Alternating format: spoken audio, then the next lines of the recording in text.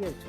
100 gram സേമിയ കേട്ടോ അതിലേക്ക് ഇട്ട് കൊടുക്കുക. സേമിയ ഒരു ഗോൾഡൻ കളറായിട്ട് ഗ്യാസ് അങ്ങോട്ട് ഓഫ് ചെയ്യാം, അല്ലെങ്കിൽ ഇത് കരിഞ്ഞു പോകും. ഇപ്പോൾ 1.5 ലിറ്റർ പാൽ കുറുകി വന്നിട്ടുണ്ടെങ്കിൽ നമുക്ക് അതിലേക്ക് നമ്മൾ വറുത്ത് വെച്ച സേമിയ, കുറച്ച് പാൽ നമ്മൾ മാറ്റി വെച്ചിരുന്ന പാലിനകത്ത് നമുക്ക് കസ്റ്റാർഡ് കലക്കി ഒഴിച്ചു കൊടുക്കാം. ഇത്രയും തിക്കായിട്ട് ഇത്രയും കട്ടിയായി കഴിയുമ്പോൾ മധുരത്തിന് ആവശ്യമായ മിൽക്ക് മെയ്ഡ് ഒഴിച്ചു കൊടുക്കണം കേട്ടോ. ഏലക്കയുടെ പൊടി ഇട്ട് കൊടുക്കും. പിസ്ത ക്രഷ് ചെയ്തെടുത്തതാണ്, കശുവണ്ടി ക്രഷ് ചെയ്തെടുത്തത്. 3 മാങ്ങ എടുത്തിട്ടുണ്ടായിരുന്നു, നല്ല പഴുത്ത മാങ്ങ. അതിൽ പകുതി ഞാൻ പൾപ്പാക്കി എടുത്തു, പകുതി അരിഞ്ഞ് ചെറിയ പീസാക്കി വെച്ചു. ഈ പൾപ്പ് നമുക്ക് ഇതിലേക്ക് ചേർത്ത് കൊടുക്കും. കുരുവില്ലാത്തതാണ് കേട്ടോ, അത് നമുക്ക് ഇതിലേക്ക് ഇട്ട് കൊടുക്കും. ഈ മാങ്ങ ചെറുതായിട്ട് അരിഞ്ഞ് വെച്ചേക്കുന്നതിന് പകുതി നമുക്ക് ഇതിലേക്ക് ഇട്ട് കൊടുക്കും. നമ്മൾ കുറച്ച് ബദാം വെള്ളത്തിലിട്ട് കുതിർത്ത് തൊലി കളഞ്ഞിട്ട് അരിഞ്ഞെടുത്തതാണ്, അതിട്ട് കൊടുക്കാം. പാചകം കഴിഞ്ഞിരിക്കുന്നു. നമ്മളിതാ ഗ്യാസ് ഓഫ് ആക്കുകയാണ്. ചൂട് തണുത്ത് കഴിയുമ്പോൾ നമുക്ക് വേറൊരു ബൗളിലേക്ക് മാറ്റിയിട്ട് ഫ്രിഡ്ജിലേക്ക് വെക്കണം. 1 മണിക്കൂർ ഫ്രിഡ്ജിൽ ഇരുന്ന് തണുക്കട്ടെ, എന്നിട്ട് നമുക്ക് എടുക്കാം.